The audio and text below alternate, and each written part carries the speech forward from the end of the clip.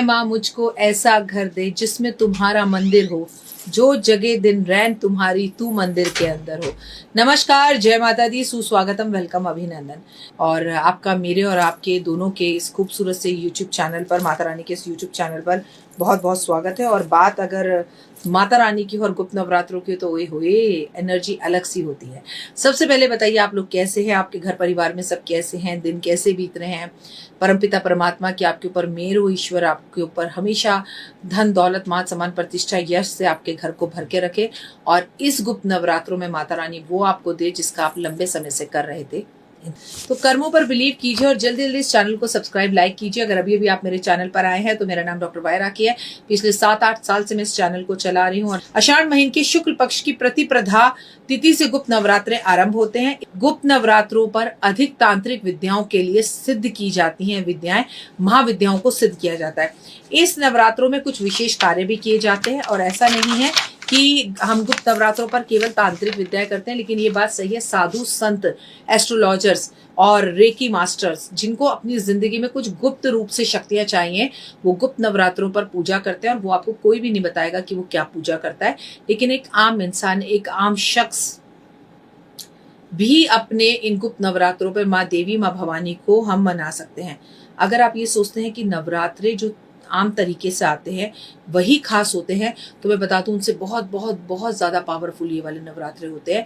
पर इसमें जो भी पूजा पाठ की जाती है, आराधना अर्चना किया जाता है, जैसा कि आपको नाम से ही पता लग रहा है कि उसे गुप्त रखा जाता है। अपनी विद्याओं को किसी को बताया नहीं जाता। नवरात्रों के दौरान आपको बिल्कुल भी इस टाइम पर जो मैं बता रही हूँ, चाहे आप नवरात्रे मानते हो या ना मानते हो, आपको बाल नहीं काटने चाहिए, नाखून नहीं काटने चाहिए, ब्रह्मचर्य का पालन करना चाहिए।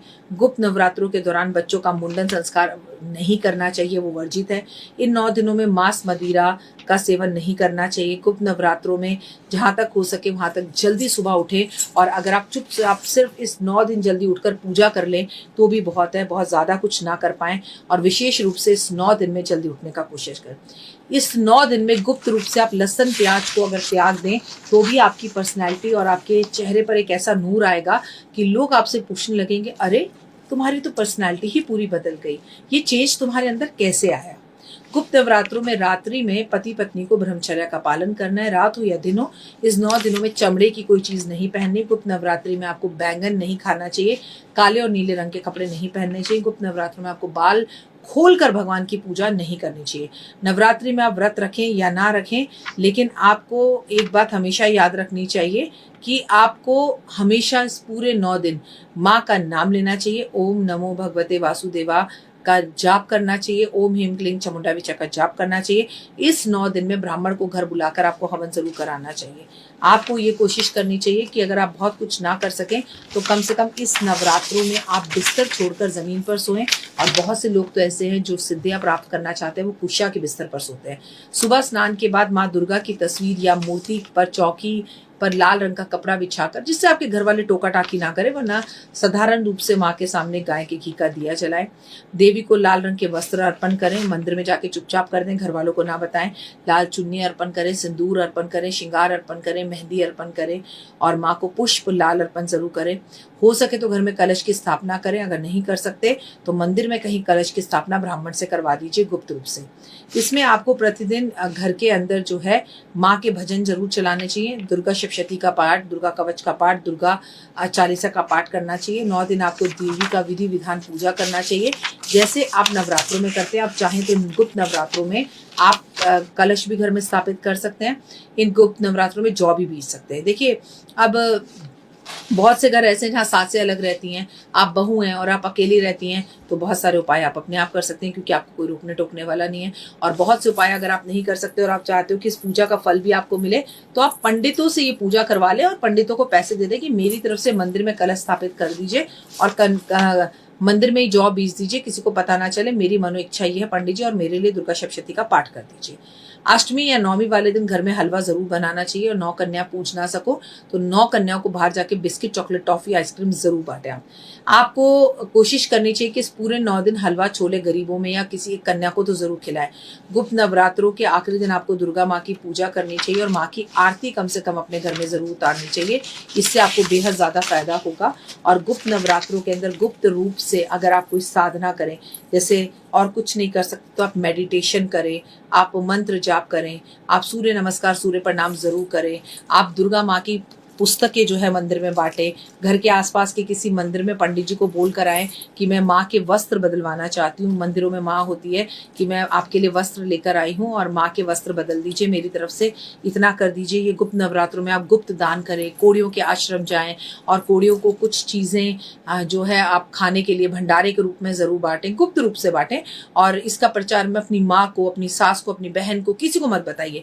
अगर चीजें बता कर करनी है तो वो चीजें गड़बड़ हो जाएंगी और उससे फायदा तो कुछ नहीं होगा, नुकसान होगा। क्योंकि गुप्त नवरात्रों में गुप्त दान का फायदा है, गुप्त रात्रि जागने का फायदा है, गुप्त पूजा पाठ का फायदा है, गुप्त रूप से किसी की मदद करने का फायदा है। और गुप्त नवरात्रों के अंदर भी बिल्कुल उसी तरह से जैसे हम नवरात्रों में पूजा करते हैं, अपने घर में या मंदिर में अखंड ज्योत जला सकते हैं। किसी से रिक्वेस्ट कर सकते हैं कि हमारी तरफ से आप अखंड ज्योत जला दो, उससे भी आपको बहुत ज़्यादा फायदा होगा। और लाइफ के अंदर 100 आउट ऑफ 100 सक्सेस होती हुई दिखाई देगी। लाइफ के अंदर आपको अगर नॉर्मल नवरात्रों में मौका नहीं मिलता कुछ करने का, तो गुप्त नवरात्रों के अंदर मात्र आप दुर्गा मंदिर रोज जाकर शाम के टाइम पर 5 दीपक जला दें तो बहुत उत्तम रहेगा। अगर आपकी मैरिड लाइफ में कुछ डिस्टर्बेंस है या मैरिड लाइफ में प्रॉब्लम है तो सिर्फ और सिर्फ माँ दुर्गा के सामने श्रृंगार का सामान अर्पण करना है और माँ पार्वती को शहद का भोग लगाना है। जब माता रानी की मूर्ति से वो शहद नीचे गिरे तो उसे एक चम्मच या शीशी में, कटोरी में भर के घर ले आना है और वो शहद पतिदेव को खिलाना है। इससे भी आपको बहुत अच्छे और mind blowing out of result मिलेंगे। गुप्त रूप से रहकर कम से कम दुर्गा सप्तशती का पाठ कर लीजिए या 9 दिन दुर्गा चालीसा ही पढ़ लीजिए, इसके रिजल्ट आपको बहुत अच्छे मिलेंगे। उम्मीद है आपको मेरी वीडियोस पसंद आ रही होंगी। और 2 मिनट के उपाय गुप्त नवरात्रों में मैं आपको रोज बताऊंगी, तो 2-2 मिनट के उपाय देखने के लिए मेरे चैनल पे नजर रखिएगा। लाइक, सब्सक्राइब, शेयर जरूर कीजिएगा।